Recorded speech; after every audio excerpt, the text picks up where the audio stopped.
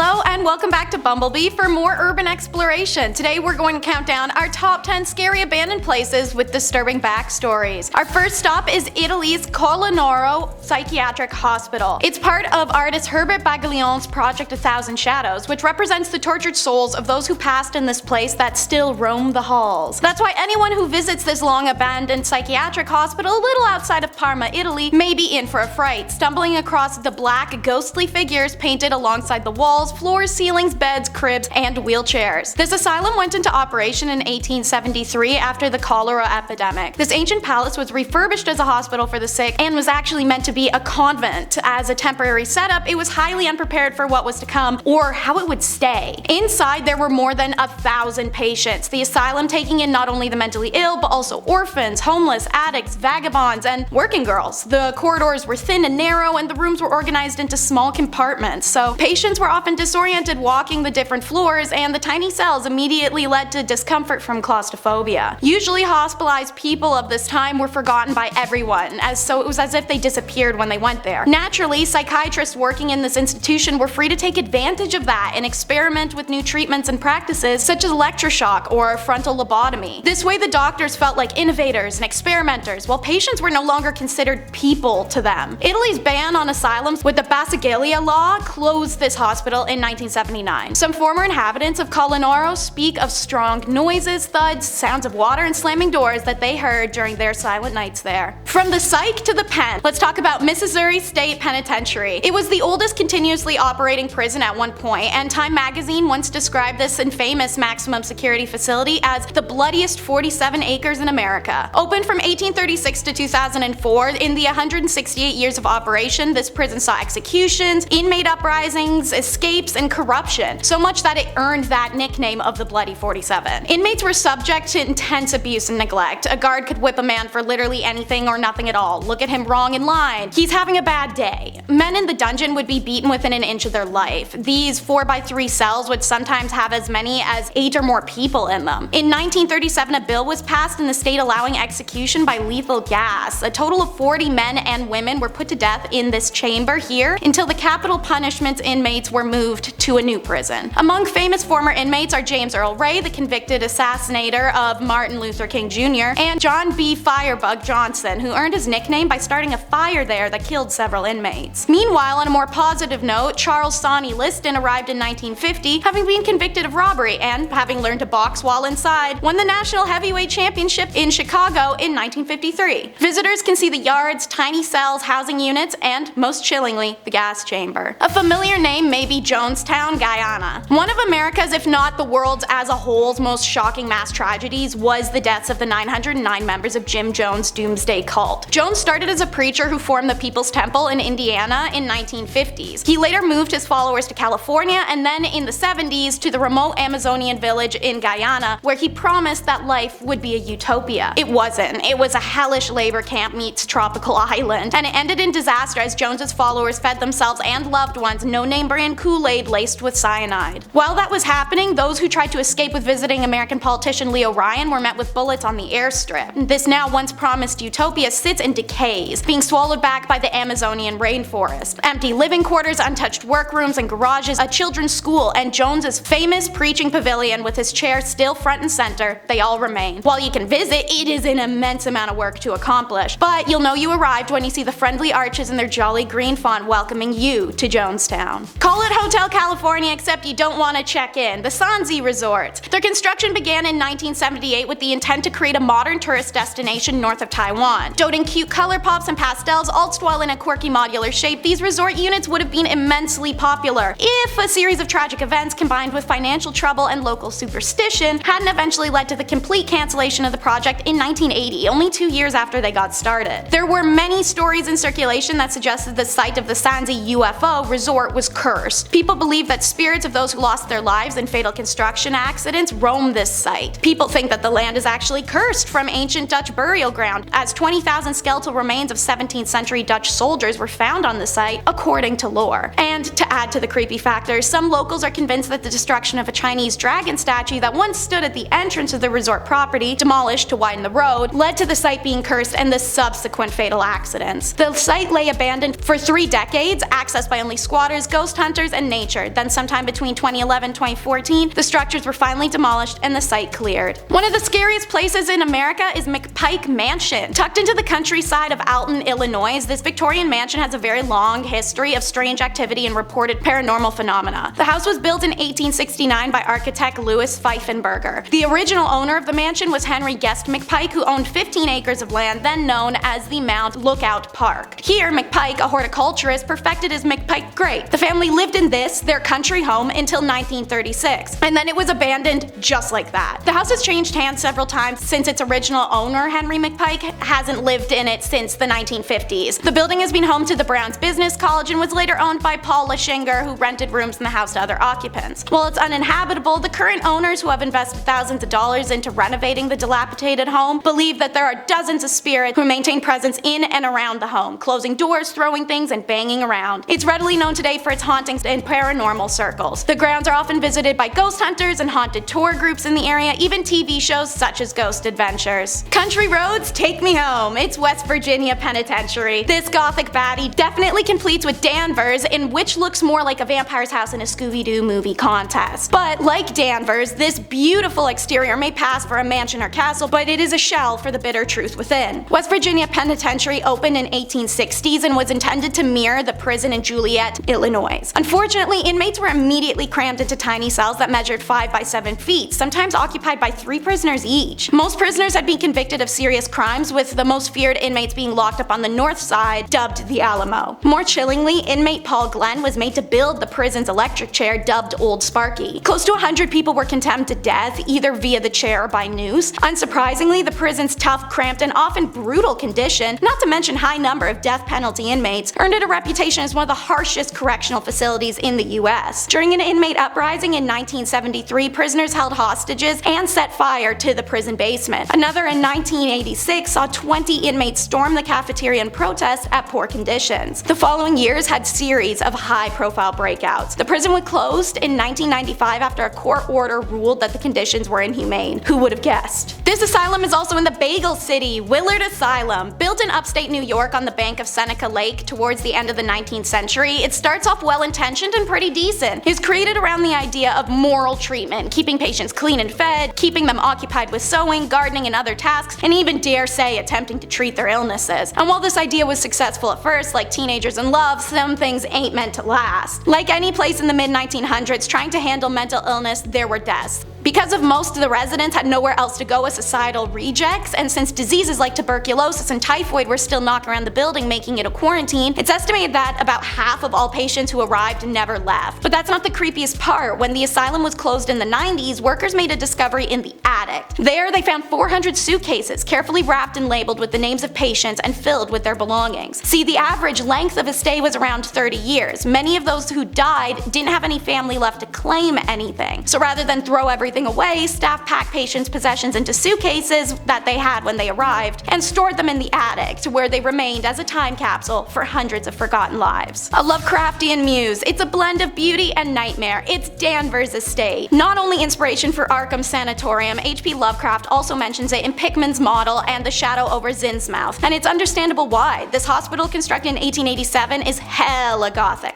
Check that out. Nice, right? Anyways, it was designed based on a mental health advocate, if you want to call them that, at the time's concept of a positive environment. That meant ornate interiors, private rooms, and long, rambling wings that would let sunshine in. But while Danvers was meant to be an appealing place for whose interior promoted the health and well-being of its patients, as the decades wore on, this structure that was only meant to hold 600 patients was housing a population of 2,360 in 1939. The staff, whose size had remained relatively stable, was at a loss for how to control the patients who were sick and dirty from their lack of care. Visitors to the hospital in the late 1940s described the patients as aimlessly wandering the halls or vacantly staring at walls. Sometimes the patients passed away out of the staff member's sight and weren't discovered for days, rotting away in some forgotten room. Eventually, all of the nightmarish trappings of the asylum were introduced: solitary confinement, straitjackets, shock therapy, and it was the birthplace of the transorbital lobotomy, a procedure that spread all around North America. Portions of the hospital were blocked off, starting in 1969, and most of it closed by 1985. The entire campus shut down in 1992. The old Inunaki tunnel deserves its own horror franchise, let alone a video game. Deep within the mountains of Fukuoka, Japan, is the small remote village of Inunaki. A sign saying the Japanese constitution is not in effect passed here hangs near the entrance of the village. The area near an old Inunaki tunnel has been considered to be haunted due to a number of killings connected to this place. The tunnel's construction was completed in 1949 and was closed when a new one was constructed in 1975. In December of 1988, the charred remains of a man were found within this closed mountain tunnel. The perpetrators of this gruesome act were 5 young men who had wanted to rob the man and steal his car. All were sentenced to life. In another case, a young couple in the mid-70s broke down on the roadside and went in search of help, and they were confronted and killed by an old man with a sickle. The area also has a history that goes back over 1,000 years as a training ground for esoteric Buddhist practitioners who claim the area to be a spiritual hotspot of lost souls. The tunnel itself has been sealed off with concrete blocks, but an opening at the top of the tunnel still allows entry for anyone foolish enough to climb over. Seeing as it's no longer in use and far off the beaten path, that means no assistance would be able to reach you in an emergency situation, so it's highly discouraged you try anything stupid. And finally, not the Italian getaway you're looking for,